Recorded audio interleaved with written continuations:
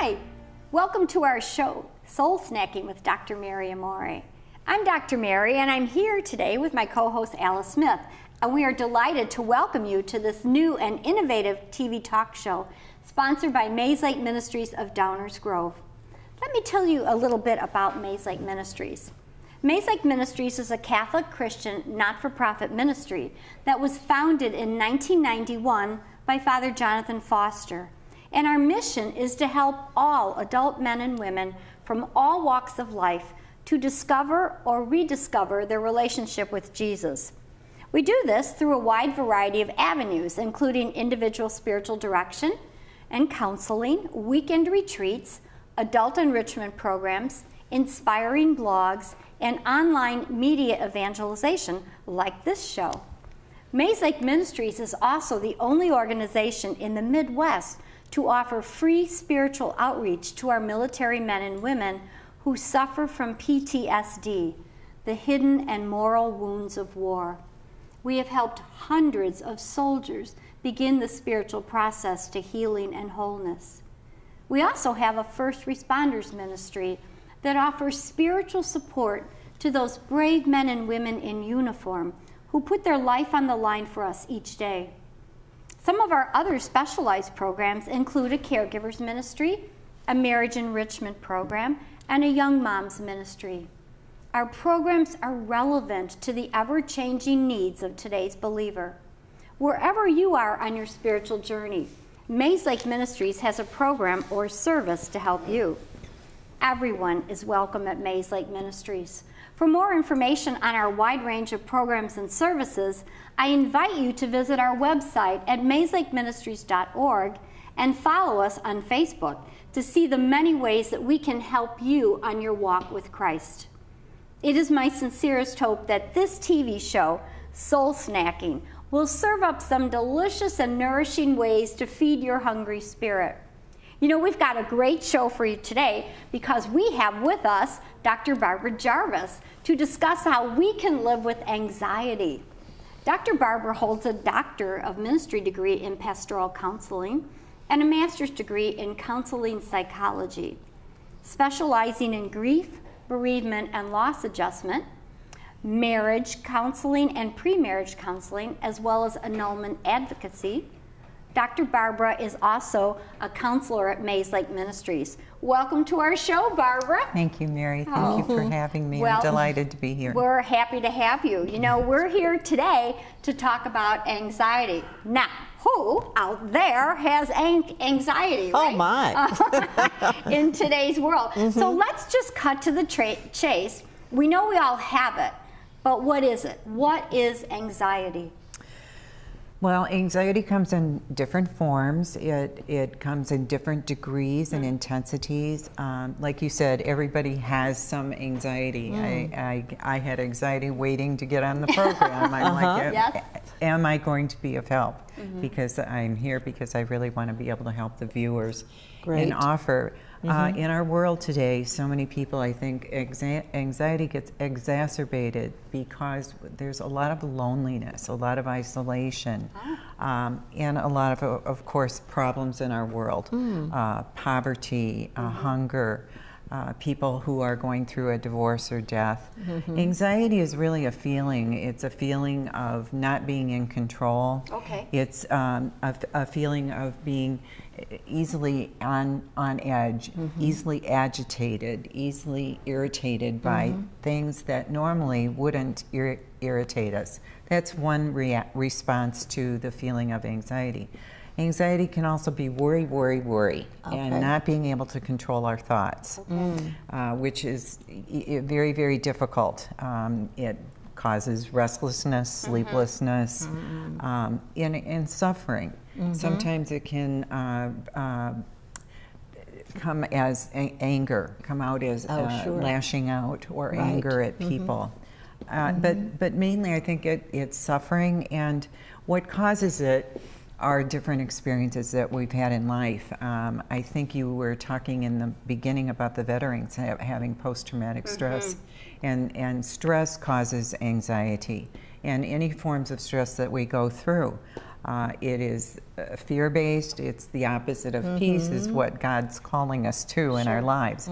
As Christians, we believe that, you know, the Gospel of John, it says, I have come that you might have life and live it abundantly. Abundantly. And are we living it abundantly, Well, right? I think most of us really try, but there are so many people suffering with this despair, worrying about where are they going to have a job tomorrow, the fear of the unknown, are they going to lose their health care? How is their marriage? Are their children going to become sick? How am I going to care for our elderly parents? You know, so there's many, many facets in our lives that we experience. Myself personally, I've gone through, you know, anxiety on and off in my life.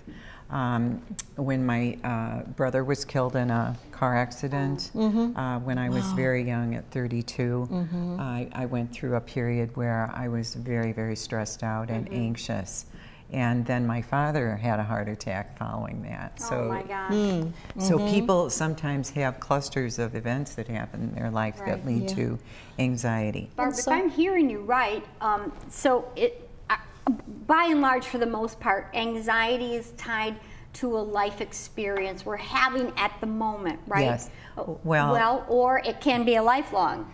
It can be lifelong, it can be chronic, it can be genetic, it can be inherent in our, you know, our brain chemistry. Some people are predisposed to anxiety, perhaps. It tends to run in families. We see that quite often where if the parents had anxiety, we used to say anxious parents raise anxious children because children are very, very discerning and they can sense their parents' anxiety. So when you're with a parent who has anxiety, you think there must be something to worry about. Sure, well, they're going to pick up on it. I mean, you know, we are products of our environment. Exactly, exactly.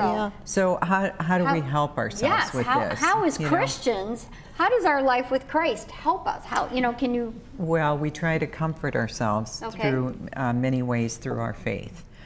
We say, protect us, Lord, from all worry, fear, and anxiety in the liturgy of the Word before we receive Eucharist. The priest extends his hands and says, Father, Lord, protect us from all worry, anxiety. fear, and anxiety. And every time I go to Mass and I hear that, it is comforting. Oh, I will hear it differently now. I know. Do we take those words to heart? I mean, seriously. I'm going to. So this Sunday or every night when we say, you know, the doxology, really, really.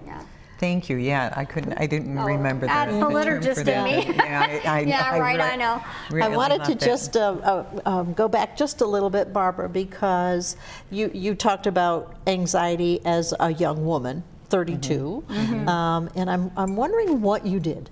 And were you married? Did you have a relationship going? I did. Actually, I was married at the time, and I had 3 children. And at that time, I was kind of undergoing a real experience with Christ in my own life, to where my childhood faith that I grew up with from the religious sisters that taught me in school and what have you, I had distanced myself a little bit in my early 20s from being just a young mother with children and a traveling husband who was a sales guy, and he was gone a lot, and I had the 3 kids.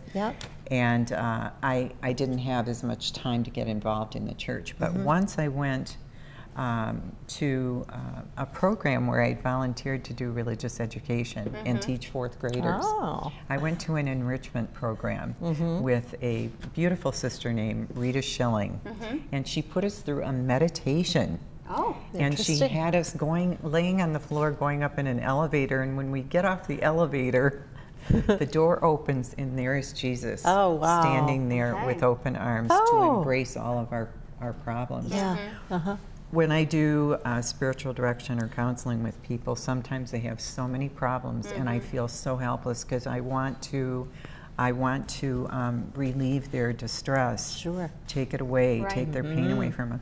I finally just say, put all of your problems in my hands right now. Nice. And I will hold I will embrace and hold, because you can't hold all this anxiety. All right. I invite our viewers to do that. Yeah, fantastic. So let the Lord hold your anxiety in your hands. To the Lord, exactly. What a good example of how to use some very like sacred ideas. Visualness of it, and I think you know, as people of prayer, you know, sometimes we forget that, you know, we are body and soul, and so that beautiful meditation of just physically taking it, I give it to you, Lord, because I can't do it. I can't heal. I can't get people jobs. I can't save someone from losing their house, but I can give it to you.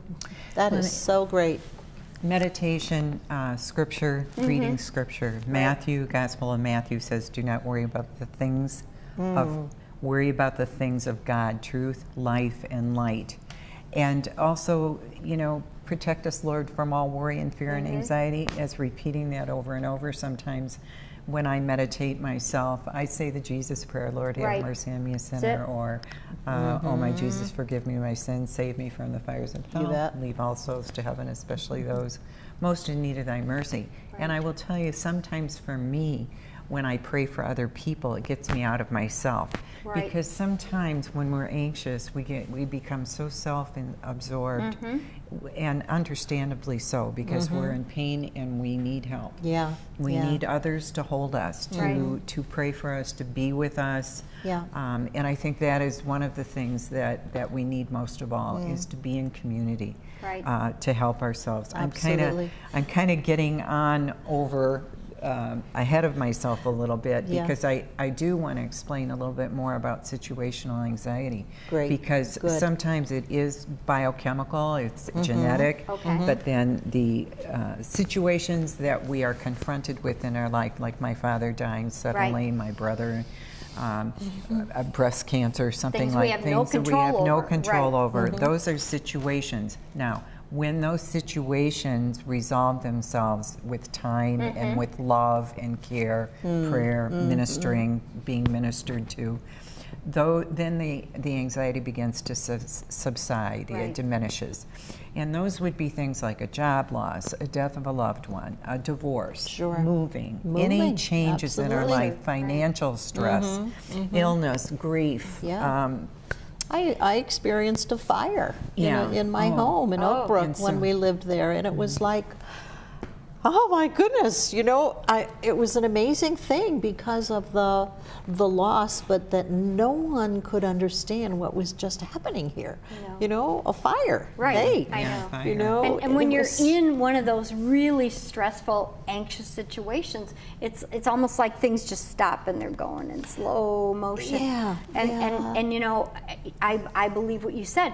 We can get through this with the help and love of others. But so often, as you began this show, people tend to isolate themselves when they're anxious. They just withdraw, and that's the worst thing we could do. Yes, and that leads me into the next thought. Is about the cognitive thoughts that are they're subliminal. They're unconscious thoughts that are embedded in our brain, that are our constructs, that I'm not going to be able to do this. I'm failing. Yes, or I'm failing, or something pervasive like that. That, like you said, the fire. Those are unconscious things that may pop up at some point. And we have these thoughts that, from our experiences, that oftentimes just interrupt. They become more pervasive, and in conjunction with the brain chemistry, because we don't know if we're hardwired genetically to have generalized anxiety disorder, is what I'm referring to, and that is something that is more extreme and interrupts our daily functioning. It would be such as having difficulty with our relationships. People withdraw from us. They don't like to be in our company because we make them nervous or we lash out at them. It might be the excessive worrying so much that we can't sleep or eat. Those are things that... What did you say, excessive?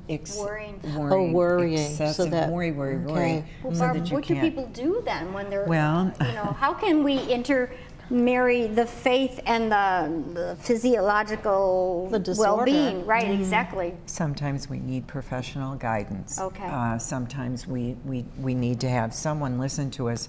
I will say, honestly, helping people share their feelings and have someone listen to their feelings so they know they're not alone is one of the most important things we can do.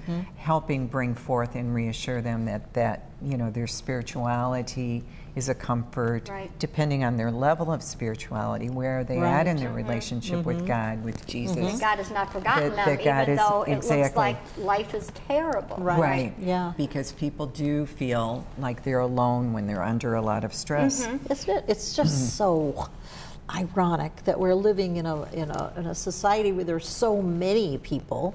You're in situations on a train, on a bus, in a car with other people, you're in meetings, but we still are so lonely. You've got social media, and yet you're right. I mean, there's 1,000 ways to stay connected to people, and yet there are people walking this planet that are so lonely and isolated. It almost is like, you know. And so it's good that, you know, to have a counselor like yourself that people can come to, and that they can, you know, you can help them sort it out. Yeah.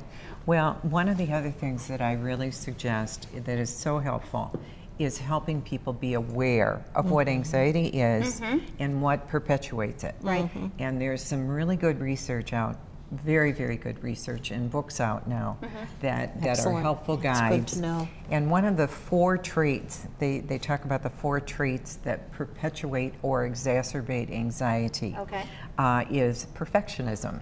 Oh, yeah. Do we like to be perfect? We all know. We all know. I'm not, but we all know someone who wants to be perfect. Yeah, you got to let it go. Exactly. And so, you know, and I remember confronting that as a young wife and mother in Naperville, Illinois, growing up with my 3 kids. It was like everybody was always more organized than me, had kept a better house than me, looked better, had a better figure. I mean, you do look at your... But how you that's how you were perceiving yourself. That's not really how it was. No. Correct. So, yeah. And not only that, but you know, people put a lot of unrealistic expectations on themselves to succeed in life. We have to. There's so much competition in our society. So perfectionism is one, and then the next one that they talk about is needing control, need for control, and it's like, why do we need control so much? Often because we don't feel like we have control. We're out of control. We can't prevent things. How am I going to manage this? I got to make sure that my kid has piano lessons. I got to make sure I get, you know, all soccer those. Game. That'll put you in the It's got to be perfect. The kid's got to be perfect, and then I need to control this. Yeah, you know, a good friend of mine just told me this quote this week. She said, "Less fear and more faith." I mean, if we have faith in the Lord that He is in control, because no matter how much we try to plan, like that bumper sticker, we plan and God laughs. I mean, that's life. We can plan it all we want, but if it's not in God's plan for it to happen, it's not going to happen. And that's where that perfectionism and that need to control eats away at us. Yeah. Well, the next thing that they list in the research is a need for approval. And that's a big one, I think, because I think everybody goes through that. Yes, we do. Our insecurities, our self-doubt, our maybe perhaps low self-esteem. Sure. A lot of that comes from our conditioning growing up, how we're reaffirmed. I mean, some people have gathered more affirmation in their lives than others, and some people have succeeded, and therefore they don't feel the need for as much approval. But some people are seeking approval all the time to get their their frame of self-reference comes from other people.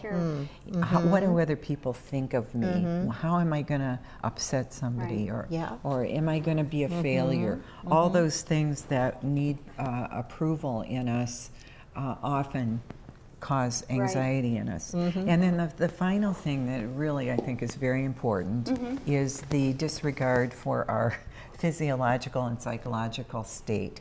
And what does that mean? What that means is that we don't simply take care of ourselves. Oh, okay, right, yeah. We push the envelope. Yeah. We try to do too much. Yeah. Do you agree? Oh, super women. I hear you. Super women. Super women. How many women now today? Super women. What they talk about Right. is, you know, women still basically. I think we feel like we have to try harder because, you know, we're not recognized sometimes. But And it even though happens with men too. Yes, it does. And even though the roles have changed Yep. and men and women have kind of equaled out in mutuality Right. and roles, support roles, women still statistically end up with close to 80% of the tasks. Of the really? tasks Yeah. for raising Sure. They families. tend to do that. But okay, but back to these Yes. 4 traits. What Well, I Barb, like what to I wanted to just interrupt here because Okay. it's wow, what you're saying is such a powerhouse of information, and when you bring Jesus into the conversation, it makes so much sense. But there are people who just will not accept that anxiety is even existing, or that it's That's true. out there, Yes. and they're denying. And if you said you were feeling anxious, you know, someone might dismiss it and say, "Oh, just go have Oh, a cup right. of coffee or Exactly. something," you know. So that is something that I think you could help me leave today with some skills that would say, if someone's saying that they're anxious, how do I really absorb that? What do I do? How do I convert that to help somebody? Just at a very personal level. At a say. personal level, be compassionate, understanding, and validate their feelings by saying, "I hear you." Okay. That's okay. I hear that you're anxious, and I really, I understand. Yeah. Not and if there's dismiss it. anything I And can, how can I help you? How can I help How can you? I help you? Okay. Right. Tell me Right. what you need. Gotcha. Tell me what you Yeah. need. How can I be there for you? Yeah. Because we're supposed to be Christ to one another, right? That's our call, our baptismal call. Right. Our vocation in life is Right. to be a sign of God's love and hope in the world to each other. And that would be it. And Yeah. I think Yeah. that is it. By consoling one another Mm-hmm. and not judging. I think we tend to judge people yes. with anxiety as, oh my gosh, they're get driving, over it, get right. over it, Get over or it, they're right. driving me crazy, Yes, you know, or they're a nervous Norvis, or Right. you Yeah. know, they're don't. Instead of validating what they're going through and saying, with the heart of God, how can I help you in Right. whatever way? I mean, none of us are professionals like you are, but I mean, we can all do something to help someone who's feeling anxious. It bothers me a little bit when I'm listening to a conversation and that other person will say, "Well, I know exactly how you feel." Well, you know what? If you're experiencing anxiety, and I believe I've never done that, I don't know how you feel. I just don't like to hear that. I Yeah. think that someone might be saying, "I want to help you, I want to empathize," Right. but no, I don't know how a person who's anxious feels. So And every situation's different, yeah. right? So maybe be our aware viewers of how we. could take that Right. into consideration to say, no, that may Okay. not be a helpful Yeah. statement. So, Barb, can you give us like quickly 1 or 2, Yes. tools, skills? Cognitive reframing, which is a therapy approach that is very successful with anxiety when people go to professional help. For themselves, exercising is imperative for people to get their heart rates up. Meditation. The anxiolytics, doctors' prescriptions for meds are a little bit, you need to really watch that because Yeah. some of them can be addictive, so I always caution people with that. But deep breathing, a progressive muscle relaxation, forms of prayer, walking, exercise, being with people, to go into a real clinical to get help. In addition to some maybe medication Right, if people. and don't be ashamed if you need And help. don't be It could be ashamed. short term, right? But I think we live in a society where people are afraid to get help as well. Well, Yeah. and here's the bottom line. I usually reconsole people with remembering Augustine, who I didn't study that much, but it always sticks out in my mind, about our hearts are restless till we rest in you. Got it. We do not get through this life without having anxiety because of the unknown existential condition of the human Jesus isn't being. at the center of our universe. Exactly, so I know. exactly. You know, And- we could talk forever, Yes. but we're running out of time. But I do want to close with a beautiful scripture passage, which I think just kind of solidifies what we talked about today. It's from Luke. As they continued their journey, Jesus entered a village where a woman whose name was Martha welcomed him. She had a sister named Mary who sat beside the Lord at his feet, listening to him speak. Martha, burdened with much serving, came to Jesus and said, "Lord, do you not care that my sister has left me by myself to do all the serving? Tell her to help me." But the Lord said to her in reply, "Martha, Martha, you are anxious and worried about many things. There is only one thing, and Mary has chosen the better part, and it will not be taken from her." My friends, on behalf of Mayslake Ministries, I'd like to thank our guest, Dr. Barbara Jarvis-Pauls, for her wisdom and her insights. If you'd like more information on living with anxiety, please contact our office at 630-852-9000. I'd also like to thank the Village of Addison and Comcast Cable TV for this wonderful opportunity to join you on your spiritual journey. I hope that something we said today resonated with you, inspired you, even challenged you, but most of all made you hunger for Jesus in your life. For more information on the many ways that Mayslake Ministries can help you on your spiritual journey, visit our website at mayslakeministries.org or call us at 630-852-9000. We are here for you. Until next time, God bless.